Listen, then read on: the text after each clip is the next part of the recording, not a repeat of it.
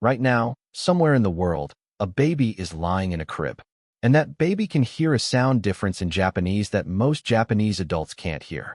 It can also catch a tone shift in Mandarin, a click in Zulu, a rolled R in Spanish.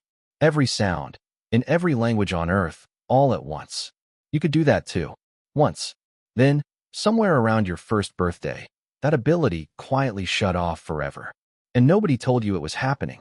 So here's the question we're actually asking today. If every single human starts life able to hear and absorb any language on the planet, why do we end up with 7,000 completely different ones? Why isn't there just one? Let's start with what that baby brain can actually do, because the research on this is honestly kind of stunning. In the 1990s, linguist Patricia Cole at the University of Washington ran a series of experiments on infant hearing. She called babies under about 8 months old citizens of the world. She tested infants in the US and in Japan on a sound distinction that's brutally hard for adult Japanese speakers, the difference between RA and LA. At 6 months old, babies in both countries told those sounds apart at basically the same rate. Perfectly. By 10 to 12 months, something had already changed. The American babies got sharper at that distinction. The Japanese babies got worse at it. Not because anything was wrong with them, because their brains had started deciding, based on the language flooding their ears every day, which sounds actually mattered and which ones didn't. Cole called this perceptual narrowing. Your brain isn't built to keep every possible sound on the planet in working order. It's built to get extremely efficient at exactly one language, fast, and quietly delete the rest. By the time you're an adult, that door is mostly closed. That's the real reason a foreign accent is so hard to shake later in life. You're not being lazy. You're fighting a door that closed before you could form a memory of it closing. Okay, so every baby starts as a universal listener, and every baby ends up locked into one language. That still doesn't explain why the world has thousands of different ones instead of everyone just locking into the same one. For that, we have to go back much further. Roughly 70,000 years ago, groups of modern humans began leaving Africa and spreading out across the planet.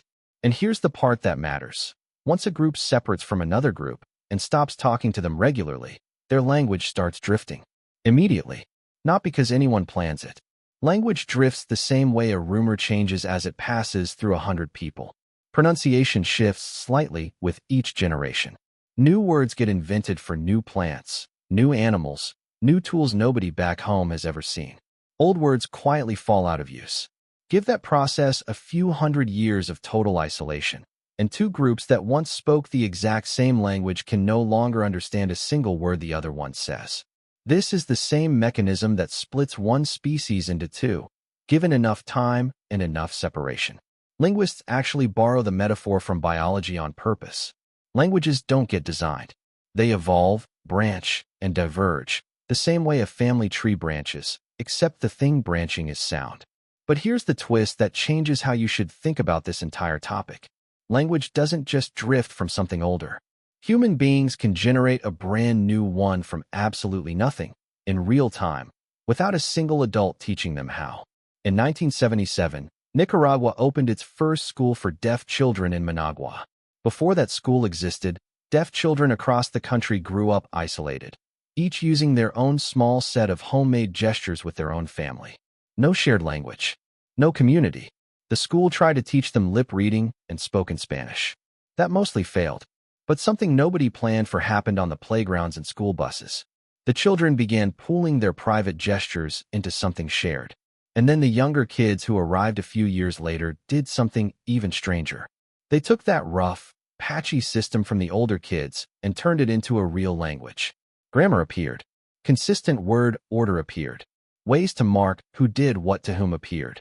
None of it had been taught. None of it existed in what the older kids had handed them. Linguists now call it Nicaraguan Sign Language, and it's the only language in recorded history that scientists got to watch being born from scratch. And what it proved is something wild. Creating a full grammar isn't a cultural invention that some genius came up with once, a long time ago. It's something the human brain does automatically, the instant enough people need to talk to each other and don't already have a way to do it. So let's clear up the myth that usually comes attached to this topic. The idea that somewhere in deep history, there was one perfect original human language, and everything after that is just decay.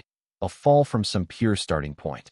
That's basically the Tower of Babel story, and versions of it show up in dozens of cultures. The actual science says something closer to the opposite. There probably wasn't one clean, first language, waiting to be corrupted. Language is something the human brain is built to generate, over and over, wherever people gather without one. Give any group of humans enough time together and enough isolation from everyone else, and they don't slide toward chaos. They build grammar. Every time. It happened in Nicaragua in about a decade. It happened everywhere humans spread across the planet, across tens of thousands of years. 7,000 languages isn't a broken version of one true language. It's 7,000 separate proofs that this is simply what a human brain does when it's given other humans to talk to. So think about that baby again, the one lying in the crib right now, catching every sound on Earth for a few more months before the door starts closing.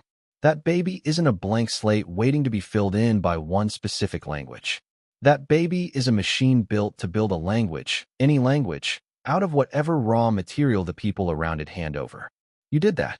So did every single person who ever lived. The particular words you ended up with, the accent stuck in your mouth right now, that's just an accident of geography and timing.